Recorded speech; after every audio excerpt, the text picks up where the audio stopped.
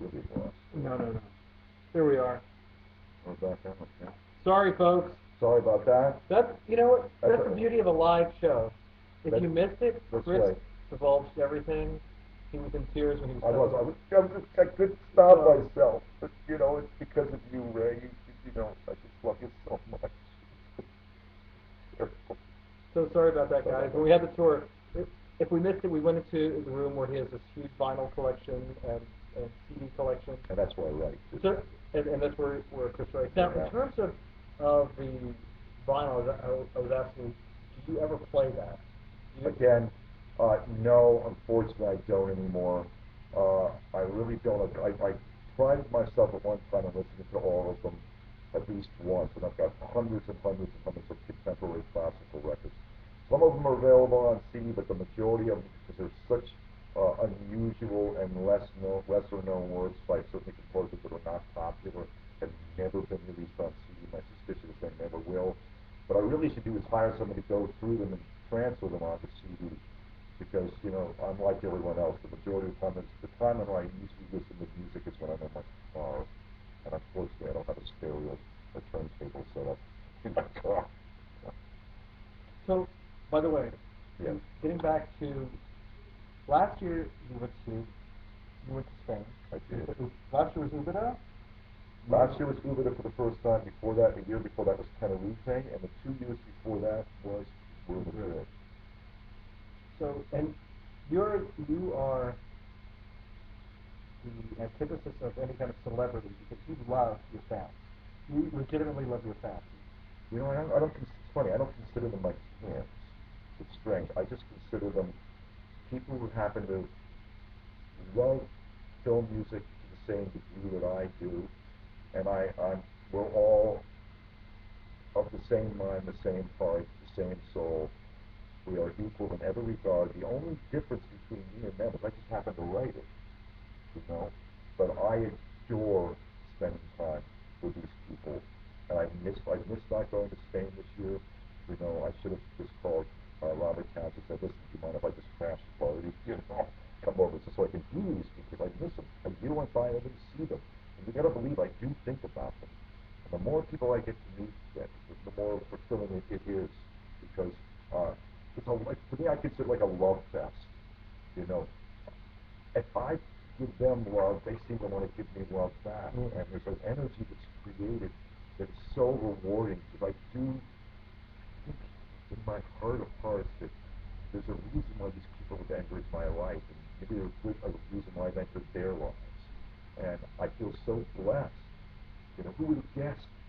You know, it took a trip to Spain and an invitation to go to Madrid to open up a whole new world of people in my life that I so thoroughly want to stay in contact with, and I lust to be able to reconnect with, be able to hunt them again. You know, it's fun because, you know, I kind of sometimes feel like a Pied Piper of sorts. You know, I show up there and I want to have them involved in my life, and they want me to be involved in their life. We all we sort of tramp around the towns, the cities together as a group, and it becomes very magical. Don't forget Tenerife 2 years ago, when on the largest Spanish radio station, he said, "Whoever's interested, come meet me at the hotel. Right. So at 12 o'clock, I will buy you lunch." I remember coming down the stairs and seeing table, banquet table. No, there wasn't that many people. No, but it wasn't for you. It was for something else. But at first, it was like, "Oh my God, Christmas! Go out lunch for 3,000 people." No. There was like small group, but there was maybe 10 people. No, it was maybe 10 people. But then my most favorite memory, well, the orchestra played my music, but I got to meet some people. My favorite memory was there was a group of us that I met, and we drove around. They took me for a tour around Tenerife that one day. Remember that? Yeah. With Johnny. Yeah. Climate. Yeah. Johnny. We had a great day. That was one of my favorite days. So I look forward to seeing you all again. Hopefully it'll be next year. Well, you said Ghent is the place to go? Well, all the festivals are great. They're all very unique. The orchestra in Tenerife Tenerife this year was amazing. Was it amazing? They were phenomenal. I Oh, mean, and being in Spain this year during the World Cup, when they won the World Cup, Oh, God, that must have been was I was with Diego and Anna Cup. You're watching. Hi Diego, hi Anna. And we were watching it on the TV. Bob Townsend was there with his parents and Pedro. And then as soon as the game ended, um, and it turned the volume down. You hear out in the streets with the horns, people singing, and then I wanted to leave there because I wanted to go down and see the fountain, but people were literally jumping in the fountain. Seriously? It was like, I mean, it's such a joy. It was, but Ghent, the Ghent Film Festival is very well done. They've been in business for a very long time, and their World Soundtrack Awards are very nice. So I'm just saying because that's one festival you haven't been to. No, I'd love to go. And it's funny because you meet composers who you may have an opinion of them which is completely different. Like Patrick Doyle, the first time I met him, was completely different. Because he had done all these Shakespearean movies. I thought he was very right. European. So, and he's like the loveliest, one of the most fun people. Fun. And Angelo Badalamenti. What's he like? I've never met him. He is like a New York Italian guy who makes spaghetti sauce in his spare time, and was like the most down to earth guy. We would be out in the bars. His real name is Andy Pacelli. Probably the short version. Yeah. Yeah. Like like Mark Bell. Bell, Mark right. Bell probably. Marty Bell. Marty Bell. Right. Mark Belkinski. Belkinski, yeah. I'm proud of him. Um, Another question? before a couple person use voice to read music for smaller clients. Okay, this is a good question. Okay. Do you feel that film music in Hollywood is shrinking?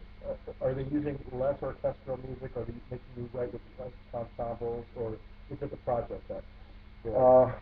Certainly, as you know, in television, the door is pretty much closed on doing instrumental music for the most part.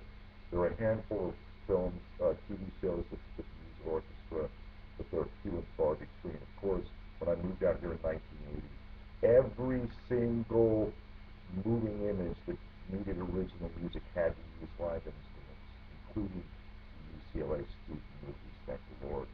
Great fun. So, and you're not just talking film, you're talking TV, everything. I'm talking you're talking about like the 80s? Oh, in the 80s. Yeah. I'm talking about the 80s. Every single moving image that wanted music to accompany it had to be done with live instruments. The home studio thing didn't exist. Charles Bernstein was one of the first to promote the idea of setting up a home studio thing, and there were some that did, and so they were novelty items. So, in answer to his question, you know, if I was a TV composer, more likely than not, I'd be doing synth scores and have to live with it. But in the feature world, no, you know, I'm lucky in that I think people know that I'm best suited for, so they think, doing primarily live instrumental scores, orchestra stuff, primarily. So, you know, as a general rule, even though there's budget problems, uh, it's understood that there's something wonderful about it what an orchestra can offer a picture. As we know already, films that have synth scores in them get attached very much so to the time, the period in which it was written. Yeah, I mean, like Beverly Hills Cop is a brilliant score, but you know Harold Faltermeyer, you know, Right. You know, that may not work in a film today. Right. No, it definitely dates the film. And I don't, you know, whatever it does date, it increases the shelf life value of the picture. Not to say that it makes it bad. It just means it doesn't have the kind of eternal appeal that orchestral music seems to have. So I'm a lucky guy. And answer your question, no. There's occasion where I'm being told they don't have enough money for an orchestra score. We do it with synths. And I go, I don't think that's what they really mean, because what they have in the tenth score is nothing but orchestra. You know, how can we make this work? Well, why don't you do some synth and some